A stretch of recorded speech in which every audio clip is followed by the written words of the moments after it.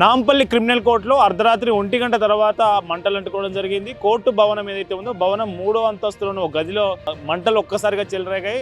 So దట్టమైన పొగ వ్యాపించడంతో అక్కడ ఉన్నటువంటి సెక్యూరిటీ సిబ్బంది ఎవరైతే ఉన్నారో వాళ్ళు ఫైర్ ఇంజిన్కి ఫోన్ చేస్తే 2 ఫైర్ ఇంజిన్లు వచ్చి మంటలు అదుపు చేయడం జరిగింది.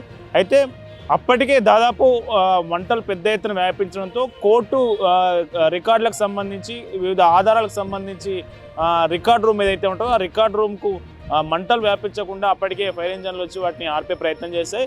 సో ఈ అగ్ని ప్రమాదం ఎట్లా జరిగింది, ఈ అగ్ని ప్రమాదంలో కీలక పత్రాలు ఏమైనా కాలి బూడిదయ్యాయా ఏంటి అనే వివరాలు ఇంకా బయటికి రావాల్సి ఉంది. సో మొత్తానికి షార్ట్ సర్క్యూట్ కారణంగానే క్రిమినల్ కోర్టు 3వ అంతస్తులోని ఒక గదిలో షార్ట్ సర్క్యూట్ కారణంగానే మంటలు రావచ్చు అనేది అధికారులు ప్రాథమికంగా భావిస్తూ ఉన్నారు. సో నాంపల్లి క్రిమినల్ కోర్టు అంటే పెద్ద పెద్ద కేసులన్నీ ఆ కోర్టు పరిధిలోనే ఆ కోర్టు హ్యాండిల్ చేస్తున్న పరిస్థితి. గతంలో కీలక కేసులు హై ప్రొఫైల్ కేసులన్నీ కోర్టు పరిధిలోనే కొనసాగుతున్న పరిస్థితి. సో ఇక్కడ ఇప్పుడు ఉన్నట్టుండి అర్ధరాత్రి 1 గంట తర్వాత అగ్ని ప్రమాదం జరగడం, అగ్ని ప్రమాదం తీవ్రంగా మంటలు చెలరేగి మిగతా రూమ్లకు వ్యాపించడం.